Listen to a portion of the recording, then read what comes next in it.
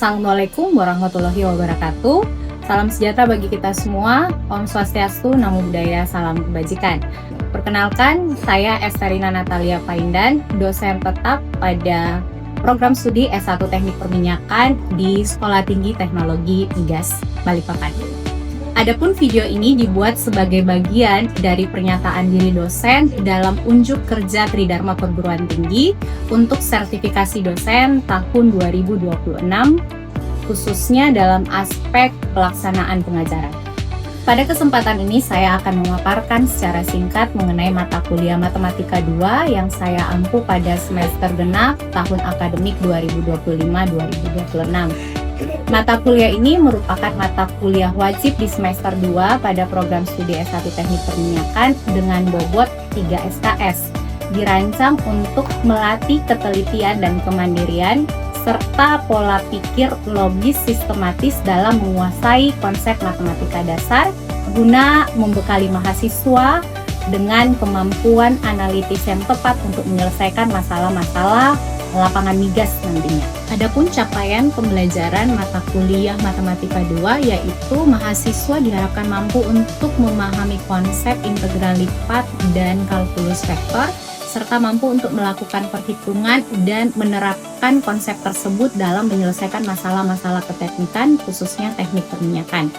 Metode pembelajaran yang digunakan adalah metode delivery, interaction, dan assessment, yang mana model pembelajarannya meliputi ceramah, tanya jawab, dan diskusi. Adapun topik perkuliahan terdiri atas integral lipat 2, integral lipat 3, penerapan integral lipat, integral garis, integral permukaan, medan vektor, teorema Green, teorema Gauss, dan teorema Stokes. Bobot penilaian untuk mata kuliah Matematika 2, 10% untuk kuis, 20% partisipasi kelas, 20% tugas, 25% UTS, dan 25% UAS. Selanjutnya saya mengajak Anda untuk menyaksikan cuplikan proses pembelajaran yang saya laksanakan bersama dengan mahasiswa pada pertemuan ke-12. Pada sesi ini materi yang dibahas yaitu teorema Green. Selamat menyaksikan. Selamat pagi semua. Apa kabar hari ini?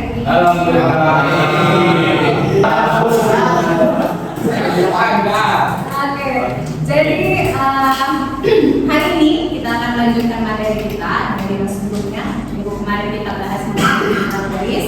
Hari ini kita akan bahas mengenai teorema Green. Jadi seperti yang dijelaskan di awal kita membahas tentang medan vektor, bahwa ada 3 teorema yang akan kita pelajari pada saat kita mempelajari kalkulus vektor. Yang pertama adalah teorema Green, ada yang kedua teorema divergensi Gauss, dan teorema Stokes. Hari ini yang akan kita bahas adalah teorema Green. Oke, apa sebenarnya yang kita mau capai atau tujuan pembelajaran kita yang kita akan capai? Yaitu yang pertama, kalian mampu untuk menjelaskan apa itu teorema Green. Yang kedua, kalian mampu untuk menentukan arah atau orientasi dari sebuah kurva tertutup. Yang ketiga, kalian mampu untuk mengubah integral garis ke integral ganda dengan menggunakan teorema Green. Jadi pada saat kita mempelajari teorema Green itu nanti kita akan kaitkan. Kemarin kan kita sudah belajar tentang integral garis ya. Jadi integral garis, permasalahan yang kita akan selesaikan dengan menggunakan integral garis itu bisa kita selesaikan dengan menggunakan integral ganda. Sebelumnya kita sudah pelajari integral ganda itu integral lipat, gitu ya. Integral lipat 2, integral lipat 3. Jadi dari garis bisa diubah ke integral lipat. Nah, kalau Green kita bicaranya tentang dimensi 2. Dimensi 2 berarti kita akan menggunakan integral lipat 2 atau integral ganda 2, ya. Oke. Nah, di sini kalau kita berbicara tentang teorema Green, maka kita bisa pakai teorema Green ini pada saat kurvanya dia berbentuk kurva tertutup seperti ini ya. Ini. Jadi kalau kurvanya tertutup, maka kita bisa menggunakan teorema Green, bisa mengubah. Jadi teorema Green itu menghubungkan antara integral garis pada kurva tertutup C dengan integral ganda pada batasan daerah D. Ini terpotong ya. Ini adalah kurva C-nya yang di luar, sementara daerah D-nya yang di dalam kurva, gitu ya. Jadi dia tertutup oleh kurva C. Daerah yang dibatasi itu kita namakan daerah D. Nah, green hanya bisa digunakan pada saat daerahnya tertutup. Kalau misalnya ada kurva, jadi tertutup sederhana itu bisa berbentuk seperti di atas, boleh berbentuk lingkaran karena kan dia tertutup, ada bidang yang terbentuk ya. Segitiga, boleh segi empat dan lain sebagainya. Tapi tidak boleh ketika pada kurva itu ada garis yang saling berpotongan. Jadi contoh misalnya seperti ini. Nah, ini ada garis yang berpotongan di sini, maka kita lihat nggak bisa pakai. Boleh menggunakan, yang penting diselesaikan ini sendiri dan ini juga sendiri. Jadi jangan sampai ada garis yang saling berpotongan pada kurva. Ya. Oke, secara ininya kita bisa tuliskan. Jadi C adalah kurva tertutup sederhana berarah positif. Nah, kemarin arahnya positif itu ketika dia berlawanan arah jarum jam. Jadi kalau di contoh kita ini arah panahnya dia di sana dan seterusnya, maka ini dikatakan arahnya positif. Tapi kalau dia searah jarum jam, kalau berlawanan dengan arah ini berarti dia arahnya negatif. Ya. Nah, sekarang dikatakan dia ada kurva tertutup sederhana berarah positif yang membatasi daerah D di bidang X dan MXY atau fungsi M dengan variabel XY serta NXY mempunyai turunan parsial kontinu pada daerah yang berkontin. Jadi dia harus punya turunan parsial, ya. Nah, ini simbolnya integral. Kalau ada seperti ini berarti dibatasi oleh kurva tertutup. Maksudnya seperti ini ya. Jadi kalau tanpa itu, tanpa ada bulatan itu biasanya dia integral biasa. Jadi boleh tanpa tertutup. Seperti yang kita pelajari sebelum-sebelumnya. Nah, ini adalah simbol atau ini yang biasa kita gunakan pada saat menyelesaikan integral garis. Ini adalah integral garis. Jadi integral tertutup C MdX plus Mdy itu sama dengan integral dari dou M per dou X kurang dou M per dou D diintegralkan pada daerah tertutup D. Jadi kiri sama aja dengan kanan. Seperti yang tadi kita bahas sebelumnya, menghubungkan antara integral garis dengan integral ganda. Ya, oke, sampai sini ada yang mau ditanyakan? Belum ada ya? Oke, aman berarti. Nah, sekarang ini contohnya. C adalah batasan dari segitiga. Jadi kurva C membentuk sebuah segitiga. Berarti kan dia tertutup gitu ya. Awal pangkal daripada vektor awalnya ketemu dengan akhirnya gitu ya. Awal C1 ketemu dengan ujung dari C3-nya. Jadi dia membentuk sebuah kurva tertutup. Nah, di sini kita lihat bahwa segitiganya membentuk titik-titik sudutnya itu 0,0, 1,2 dan 0,2. Nah, kalau digambarkan kira-kira seperti ini ya. Nah, kalau berdasarkan konsep daripada integral garis, berarti kalian harus menghitung, ya kan? Kalau integral garis kan kita ambil per bagian, artinya C1 diselesaikan sendiri, C2 sendiri, C3 sendiri. Nah, nanti kalau kita dapatkan hasilnya baru kemudian kita jumlahkan, jadinya kan seperti ini. C1-nya dicari, C2-nya dicari, C3-nya dicari, nanti baru kemudian dijumlahkan, maka itulah hasil dari pengintegralannya. Gitu kan? Jadi lumayan panjang untuk penyelesaiannya. Ya. Nah, sedangkan kalau dengan menggunakan integral garis, maka kita cukup memanfaatkan ini daerah D-nya. Ya kan? Daerah D. Kalau saya gambarkan kembali, sama seperti kemarin ya, karena integral ganda itu dia kan modelnya seperti ini. Di sini 2, 0 dan 1. Seperti ini. Nah, ini adalah D-nya. Berarti kalau di integral lipat kita cuma butuh daerah batasannya, gitu kan? Daerah batasan yang dimaksud di sini kan ini daerah D. Berarti kalian cukup mencari batasan D-nya, gitu kan? Cari batasan pada sumbu X dan Y. Ini kan nanti dibagi jadi X dan Y-nya. Nah, X, kalian mau batasi sama seperti kemarin. Kalau X atau Y yang kalian membuat dia jadi konstan? Batasan konstannya mau X atau Y? Terserah. X atau Y? X. Oke, kalau X berarti X-nya mulai dari berapa sampai berapa? 0 sampai 1. Berarti dari sini sampai sini ya. Kita punya 0 dari 1. Nah, Y sekarang. Y-nya mulai dari berapa sampai berapa? Ingat, kalau 0 berarti ini adalah Y sama dengan 0, garis lurus. Sementara batas bawahnya lurus atau enggak? Ini ya, tidak sejajar dengan suku X gitu lah ya. Nah, berarti dia nggak konstan dong, ya kan? Jadi gimana cara memperoleh ini, batasan ini? Bawahnya Y. Sebelah bawah Y itu kan berbentuk garis lurus tapi dia nggak konstan di satu nilai Y-nya. Nah, sekarang ini lurus nggak garisnya? Yang ini. Dia bentuknya garis lurus ya. Lurus tapi tidak konstan. Konstan itu berarti berada pada titik yang sama. Nah, ini ingat kemarin kalau persamaan linear cara-caranya gimana? Kalau dua titik diketahui, ini kan titiknya 1,2, yang ini 0,0. Gimana cara cari persamaannya? Ada yang ingat? Y. Oke, apa? Y, Y1. Y kurang Y1. 1 Y per Y 2 kurang Y. sama dengan X kurang X1 per 2. Oke, sekarang tentukan, terserah mau pakai X1 Y1 yang mana, X2 Y2 yang mana.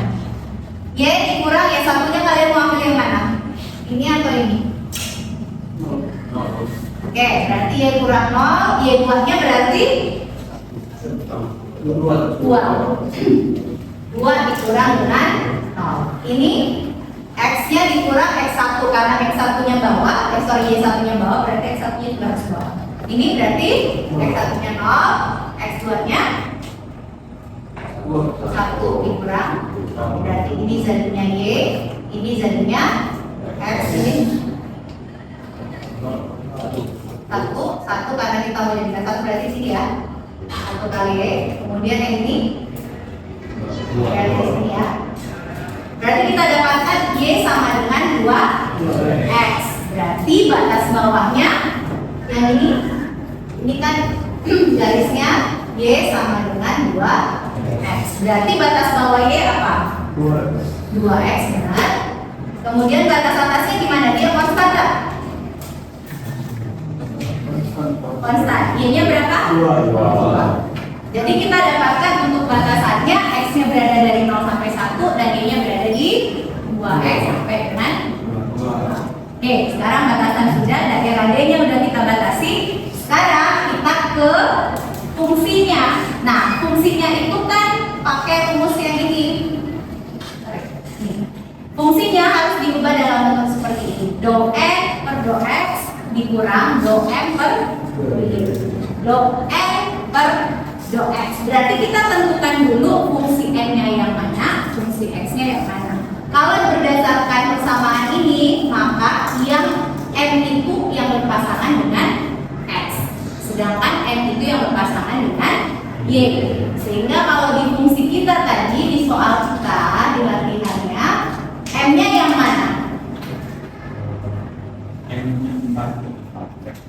Gimana? Kita dapatkan M-nya, fungsinya 4X kuadrat. Oke. Y ya, 4X kuadrat Y, sedangkan N-nya 2Y. Oke. Nah, kita cocokkan dengan persamaannya.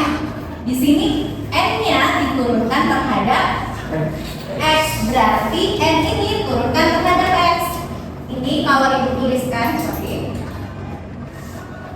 Berarti do N per do X. Ini kalau diturunkan 2Y diturunkan terhadap X, jadinya di mana? Ada X-nya. Berarti turunannya 0. Sekarang kalau M-nya diturunkan terhadap Y. Kalau diturunkan terhadap Y berarti do X kuadrat Y per do Y. Turunannya gimana jadinya? 4x kuadrat. Gimana? 4x kuadrat. Dari mana 4X? Tuh. Itu M4. 4x. 4x. Oh sorry, ada 4-nya ya. Oke, sorry. Berarti ini jadinya 4X kuadrat. Nah, kita udah dapat turunannya, tinggal disubstitusikan. Kita substitusi ke apa namanya? Ke persamaan awalnya seperti apa? Saya buat di sini ya. Nah ini dia. Oke, kita lihat di sini X-nya kita batasi sama ya dengan yang tadi ya. X kita batasi dari 0 sampai 1, Y-nya dari 2X sampai dengan 2. Turunannya kita dapat untuk M diturunkan terhadap Y kita dapatkan 4X kuadrat. Sedangkan M-nya diturunkan terhadap X maka kita dapatkan turunannya itu substitusi ke persamaannya. Persamaannya itu bentuknya seperti ini. Maka substitusi nilainya.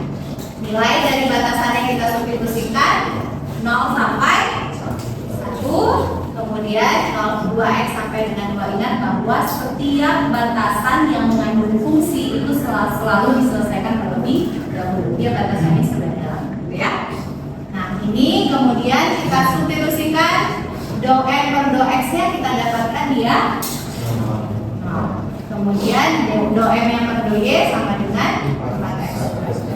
Kita masukkan, kita kurangkan dulu, hasilnya jadinya negatif. Diintegralkan terhadap Y dulu. Nih, kita integralkan terhadap Y.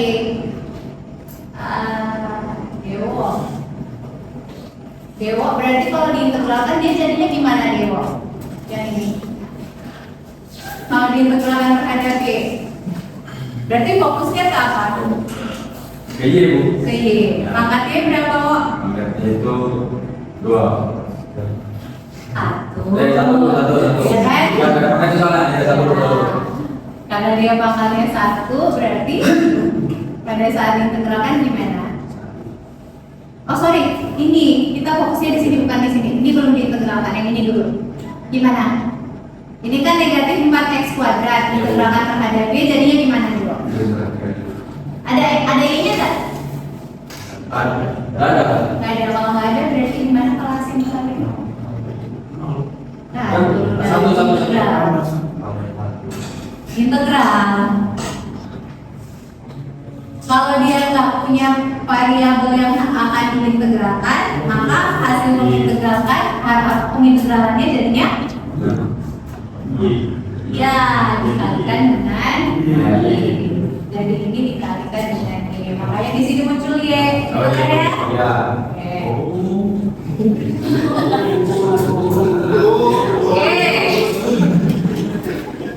Nah sekarang setelah itu berarti tinggal disubstitusi. Ganti apa yang digantikan? Yang disubstitusikan variabel apa? X atau Y? Y. Karena yang diintegralkan adalah Y. Makanya di sini berubah. Y-nya kita ganti dari 2 dikali 4 jadinya negatif. Ini jadi 2X berarti X-nya jadinya pangkat 3. Ya, karena X kuadrat kali X jadinya X pangkat 3. 2 dikali negatif 4 jadinya negatif 8. Tapi karena dikurangkan, ingat kalau integral tak tentu itu kan A sampai B untuk fx, maka nanti jadinya f b dikurang dengan f a, batas atas kurang batas bawah. Berarti yang tadinya nilai negatif di 2x-nya, itu kan ini hasilnya di sini kalau kita kalikan negatif, tapi karena dia dikurang ini berarti dikali lagi dengan negatif. Makanya jadinya di bawah sini jadinya positif. Sampai sini bisa atau ada yang mau ditanyakan? Oke? Oke ya. Oke. Jadi setelah sampai sini kita lakukan, bisa nggak dijumlahkan yang ini? Negatif 8x kuadrat ditambah dengan 8x pangkat 3 bisa dijumlah atau tidak? Bisa. Kenapa bisa? Yang mana tuh itu kan? Nah. Dari 8 tuh. Nah, pangkatnya sama nggak? Oh beda.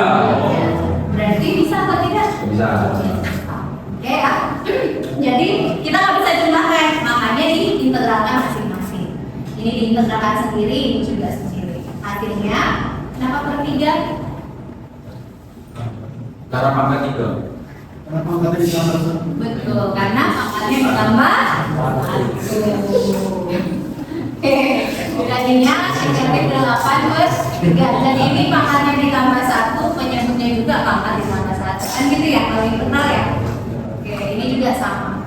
Di sini jadi 2x pangkat 4 karena di sini jadi 8 per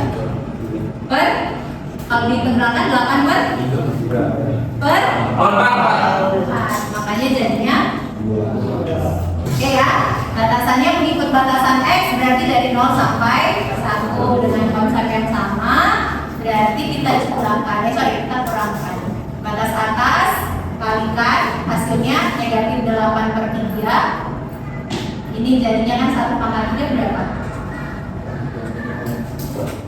1. Berarti kan negatif 8 per 3. Sebelumnya kalau pangkat 1 tadi 1 ya, berarti jadinya negatif 8 per 3 tambah 2 nih. Nah kalau 0 kan karena di sini semuanya dikali dengan X, berarti hasil perkaliannya 0, makanya itu posisi. Negatif 8 per 3 ditambah dengan 2, hasilnya Gimana ini Bu? Kalau kan bisa sama. ini bisa bilang sangat negatif 8 per 3 ditambah dengan 2, bisa nggak langsung dijumlah? Nggak bisa, kenapa? Alasannya? Beda menyebutnya, ini kan per 1 ya, samakan dulu. Berarti sama-sama menyebut berapa jadinya? Jadi kan menyebut 3 dengan 3 kan 1 ya. Ini tetap ya, negatif 8. Kalau ini supaya jadi 2 berarti 6 per 3. Jadinya ini dijumlahkan 2 per 6 itu sama kalau gini caranya ya, 3 dibagi 1 dikali dengan kan 3 bagi 1 3 kali 2 jadinya jadi pada saat menyelesaikan pecahan berarti samakan dulu. Oke? Ada yang mau ditanyakan? Cukup ya? Cukup? Iya, jadi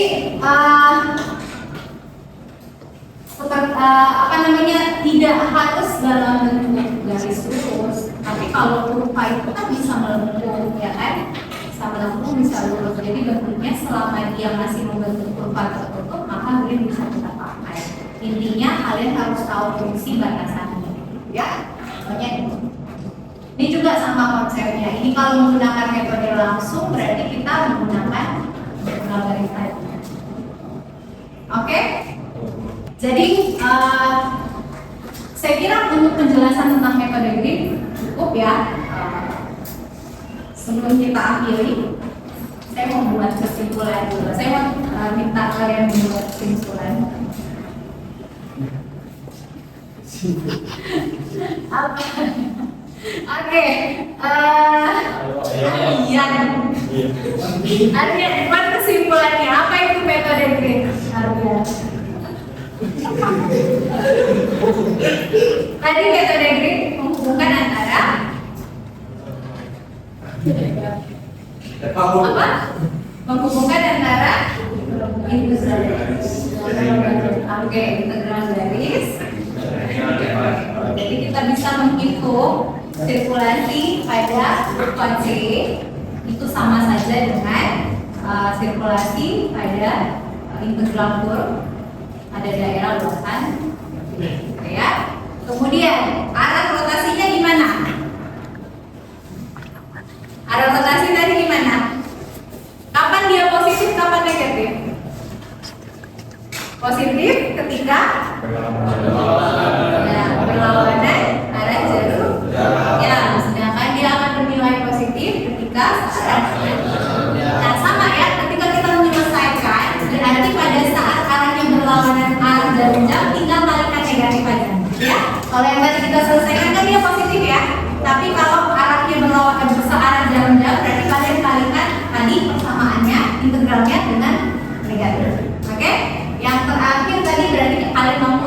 tambah integral garis dengan integral ganda. Berarti untuk pencapaian ketiga tujuan pembelajaran kita tadi, capaian pembelajaran kita yang ketiga, nanti kalian coba selesaikan latihan yang satu ya. Latihan satunya diselesaikan, dari ini akan nilai apakah kalian sudah mampu untuk mengubah yang terdapat dengan teori masih. Oke? Ya, masih. Ada yang mau disampaikan dari sebelum kita tutup? Mau coba kerjakan sama? Oke, baik.